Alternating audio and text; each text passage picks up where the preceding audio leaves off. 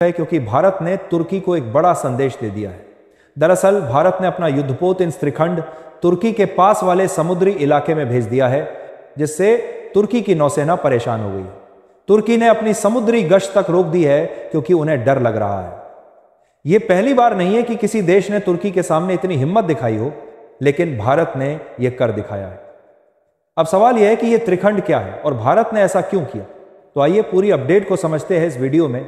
लेकिन उससे पहले अगर आप चाहते हैं कि भारत की आवाज पूरी दुनिया तक पहुंचे और हमारा देश हर क्षेत्र में आत्मनिर्भर बने, तो इस वीडियो को लाइक करें और सब्सक्राइब बटन दबाकर इस चैनल को सब्सक्राइब करें। दोस्तों, असल में फिलहाल भारत और ग्रीस के बीच सैन्य सहयोग को मजबूत बनाने के लिए एक बड़ी योजना चल रही है। प्रधानमंत्री मोदी जी के ग्रीस के दौरे के बाद दोनों देशों के बीच दोस्ती और भी तेज हो गई है।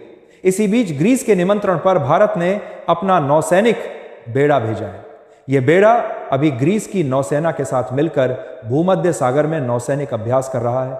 इसमें 2 युद्धपोत, एक ईंधन भरने वाला जहाज और 2 गश्ती जहाज शामिल हैं। यह जहाज ग्रीस की नौसेना को तुर्की के खिलाफ बेहतर रणनीति और लड़ाई की तकनीकें सिखा रहे हैं।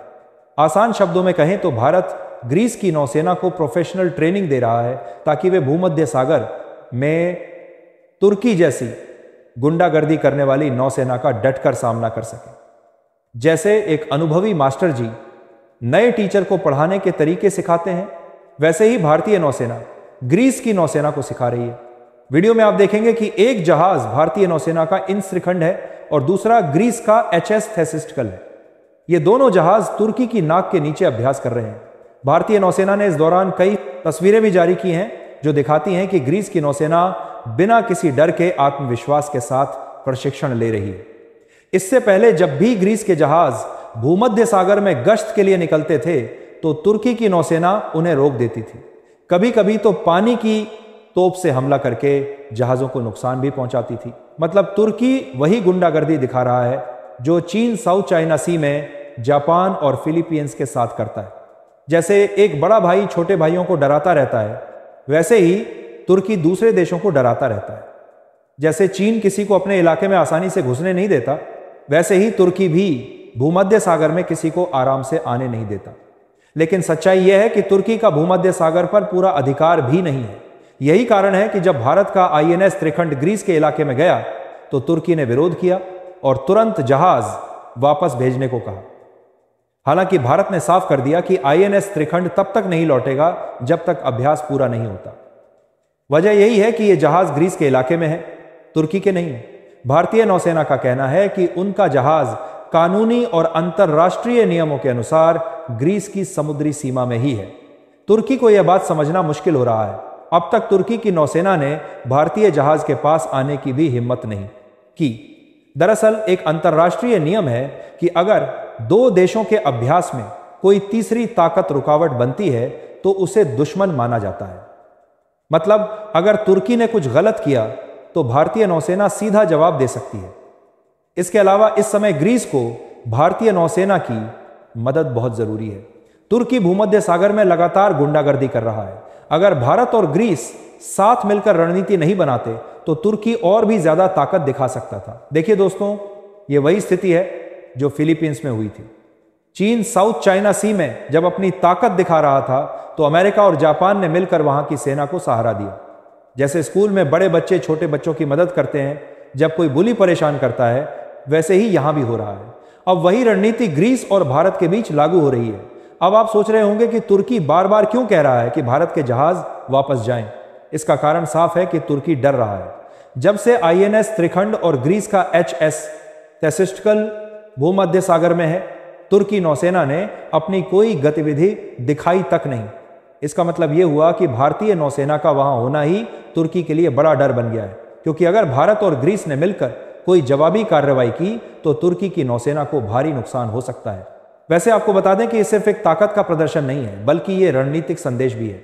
भारत ये दिखा रहा है कि वह न केवल अपने पड़ोसी देशों के साथ मजबूत दोस्ती करता है, बल्कि विश्व स्तर पर भी अपनी ताकत दिखा सकता है। इसको ऐसे समझिए, जैसे एक अच्छा दोस्त अपने मित्र की मुसीबत में मदद करता है, वैसे ही भारत ग्रीस की मदद कर रहा है। अब सवाल उठता है कि क्या हमें ग्रीस को सिर्फ ट्रेनिंग ही देनी चाहिए या हथियार और सैन्य सामान भी भेजना चाहिए। जैसे फिलीपींस को अमेरिका ने सहारा दिया, वैसे ही भारत ग्रीस को सहारा देकर तुर्की की गुंडागर्दी रोक सकता है। वैसे एक और महत्वपूर्ण बात यह है कि भारतीय जहाजों की यह मौजूदगी केवल ग्रीस की मदद ही नहीं कर रही है। भारत खुद भी भूमध्य सागर में अपने फायदे सुरक्षित कर रहा है, क्योंकि ये क्षेत्र दुनिया के व्यापार और तेल की आपूर्ति का बड़ा हिस्सा है। जैसे भूमध्य सागर से होकर यूरोप, अफ्रीका और एशिया के बीच बहुत सारा व्यापार होता है। अगर तुर्की ने यहां अपना दबदबा बनाना शुरू किया तो भारत के व्यापार और समुद्री हितों पर भी बुरा असर पड़ सकता है। इसलिए यह केवल दोस्ती का मामला नहीं, बल्कि रणनीतिक सुरक्षा का मामला भी है। दोस्तों, अब बात करते हैं कि तुर्की की प्रतिक्रिया क्या रही। जब से इस त्रिखंड भूमध्य सागर में ग्रीस के साथ अभ्यास कर रहा है, तुर्की की नौसेना ने मुंह उठाकर देखा तक नहीं। असल में तुर्की समझ चुका है कि भारत और ग्रीस मिलकर अगर जरूरत पड़ी तो जवाबी कार्रवाई कर सकते हैं, इसलिए वह केवल वापस जाने की धमकी दे रहा है। यानी डर के कारण तुर्की पिघल रहा है। जैसे एक गुंडा जब देखता है कि सामने वाला उससे मजबूत है तो वह सिर्फ मुंह से डराने की कोशिश करता है। रिपोर्ट्स कहती हैं कि तुर्की बस इतना ही कर पाया कि तुर्की के मीडिया ने भारत की इस कार्रवाई पर चिंता जताई और उन्हें डर है कि भारत ग्रीस कार्ड खेल रहा है, क्योंकि यह वही स्थिति है जो दक्षिण चीन सागर में होती है। जैसे फिलीपींस और जापान ने मिलकर चीन की गुंडागर्दी को रोका, वैसे ही भारत और ग्रीस अब तुर्की के सामने मजबूती से खड़े हैं। दोस्तों, इसे सिर्फ एक नौसैनिक अभ्यास मत समझिए, यह रणनीतिक संदेश है कि भारत अब विश्व स्तर पर अपनी ताकत दिखा रहा है। भारत ने यह दिखा दिया कि हम केवल अपने पड़ोसी देशों की मदद नहीं करते, बल्कि हम दुनिया के समुद्री रास्तों और व्यापार के हितों की सुरक्षा भी करते हैं। ग्रीस के साथ मिलकर भारतीय नौसेना यह साबित कर रही है कि भूमध्य सागर में तुर्की अकेला नहीं चल सकता। जैसे भारत ने हिंद महासागर में चीन की बढ़ती गतिविधियों को रोकने के लिए मालदीव और श्रीलंका के साथ मिलकर काम किया है, वैसे ही अब भूमध्य सागर में ग्रीस के साथ मिलकर तुर्की को संदेश दे रहा है। यह दिखाता है कि भारत की विदेश नीति कितनी समझदारी से काम कर रही है। फिलहाल अब सवाल यह उठता है कि आम नागरिकों के लिए इसका क्या मतलब है। तो मतलब यह है कि भारत रणनीति और ताकत के साथ काम कर रहा है, सिर्फ दिखावा नहीं, बल्कि कदम कदम पर तैयारी और सुरक्षा सुनिश्चित कर रहा है। ग्रीस को मदद देने से केवल उनका ही फायदा नहीं, भारत के व्यापार और अंतरराष्ट्रीय संबंध भी मजबूत होते हैं। जैसे जब भारत दूसरे देशों की मदद करता है तो वह देश भी भारत के साथ अच्छे रिश्ते बनाए रखते हैं और व्यापार में भी फायदा होता है। दोस्तों, यह वही समय है जब हमें समझना चाहिए कि भारत अब केवल क्षेत्रीय ताकत नहीं, बल्कि वैश्विक रणनीतिक खिलाड़ी भी बन चुका है।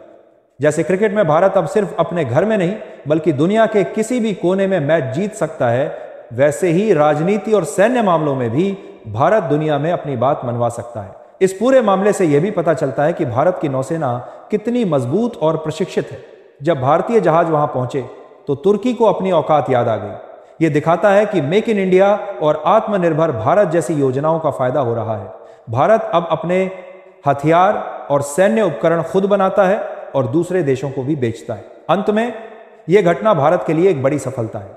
इससे पता चलता है कि भारत अब दुनिया के किसी भी कोने में अपने दोस्तों की मदद कर सकता है और अपने हितों की रक्षा कर सकता है। यह वही नेतृत्व है जिसकी दुनिया को जरूरत है। तो दोस्तों, आपको क्या लगता है, क्या हमें ग्रीस को सिर्फ ट्रेनिंग ही नहीं बल्कि हथियार और सैन्य सामग्री भी भेजनी चाहिए ताकि तुर्की जैसी दादागिरी को रोका जा सके?